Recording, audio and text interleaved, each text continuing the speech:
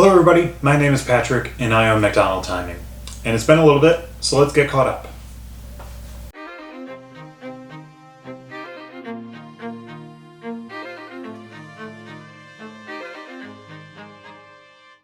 So it is now November, it's about 30 degrees out. Last time I sat here it was about 90 degrees out and it's been a huge change. We're part of that big long cold front that came through. It came through on Monday with a whole bunch of rain. It was super windy, and then Tuesday was like 30 degrees as a high. Pretty disgusting. So thankfully haven't had anything to do outside this week thus far. Today though, we're going to Memphis for the NCAA Regional hosted at Rhodes. We're timing that tomorrow morning. So right now I'm about, we're 26 hours away from the gun. So pretty excited, but actually got everything in shape for it. October was totally crazy. I think we did, we've done 19 events since we last talked on this, so I think we did 17 or 16 events in October alone. The last week in October, the week and a half or so, in 10 days, we did 9 different events. So it's been pretty nuts. I have another video shot. We did, the last one we posted was right before we went out to Russellville High School for the Cyclone Invitational. That was, I think, one of the top 5 largest meets for high school in Arkansas this year. So we had to get actually a couple new chips made for it, and I shot stuff on the front end and the back end about how we deal with our chips and everything. We'll eventually get that posted. But right after that, it was a slippery slope into craziness basically. Pretty happy with how things have gone. A lot of meets where nothing really came up, and came home and missing a couple of chips, got it back by mail. I think ultimately we probably replaced about 10 chips this year, which is really not that bad when you consider the number of people that we actually had out. The truth is I'd really just rather have them back though. Some people have done some things that I was just like, why did you think that was a good idea? Handing them back to people that had nothing to do with the timing company. So need to change our message a little bit next year. But that's just something, you learn and you iterate on every single year. So, craziest week that we had was we were planned to do, I think we were planned to do 9 events in 8 days. Did a college conference meet and then had a day off. 2 high school meets at the same location, and then the next day we'd have 2 high school meets about half an hour apart, and then high school meet, college meet. And a fair amount of driving therein. The 2 college meets at the end of the week were going to be here, and then the next one was going to be up in St. Louis. I was going to leave from the meet here, drive straight to St. Louis. That ended up not being a big deal. Because the Wednesday and Thursday meets, and the college meets were Friday, Saturday, those Wednesday, Thursday meets ended up being postponed because we woke up, it was chucking down rain, it was also like 45 degrees, the courses were going to be a little bit flooded, coaches didn't want to deal with it, and so we punted those meets to Monday after the weekend. And so I spent the next 2 days basically out in the garage, getting the van ready, like moving things around, cleaning it actually, and ended up being really fantastic and helpful. And so we did both of those meets on Monday, had a little bit of driving in between, but no big deal. And ended up that things went great. Have seen some technical issues here and there.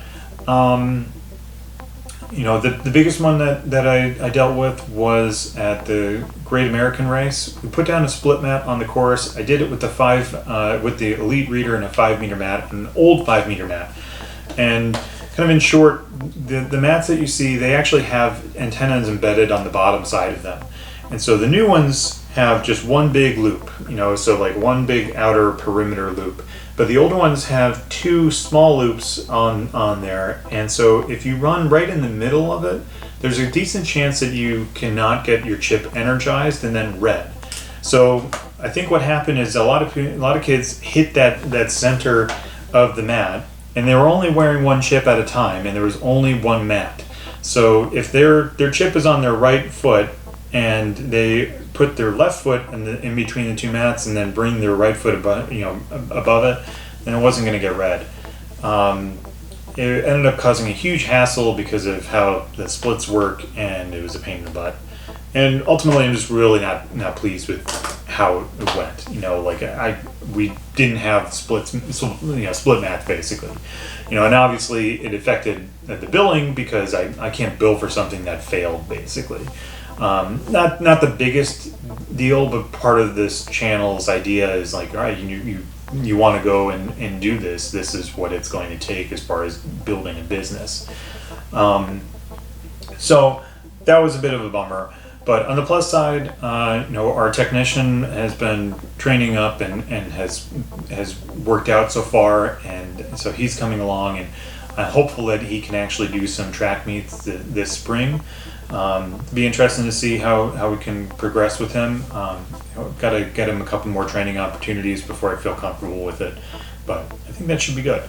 And then today, in about 3.5 hours or so, leaving to go to Memphis to time the regional there, D3 regional.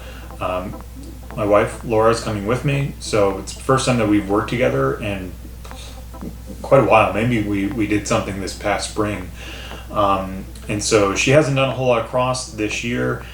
She did some early in September, but nothing of kind of this size, this magnitude. She did a couple of like really small meets, so it would be interesting, and procedurally, I'm kind of working through stuff and I've changed some things, so I'm going to have to make sure that I'm vocalizing the things that I want to see and want to do versus what we would have been used to the last time we worked together. So that's exciting, but it's also helpful too, whenever we travel with our stuff, we don't leave it in the van anymore. After getting a reader and generator stolen last year, bring everything into the hotel that we possibly can.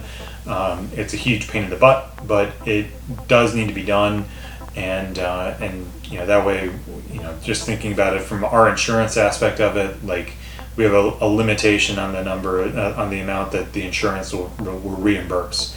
And I'm sure that we can get it increased, but the amount of the increase would kind of negate the whole thing basically. So just trying to be really mindful about that. And again, like that's a business thing that most people are not going to have to worry about. But bring it all in, and then we got to get it all back out, of course. And so it should be good to have somebody to help me at least a little bit with it. And overall, really excited that the year is going to come to a close as far as the cross country stuff goes. The indoor meet that we have next month and the road race are pretty small, so not really worried about them. But I'm glad that we're moving past stuff, and I can put the chips away. I'm sure Laura will be quite happy that the chips are no longer on our big dining room table, because it's a constancy for about 2 months. But anyway, we do have some stuff that's planned, do have some stuff that's even shot, and just haven't had the time to upload it. But if you have any questions, feel free to shoot them down in the comments, and thanks for watching. See you soon.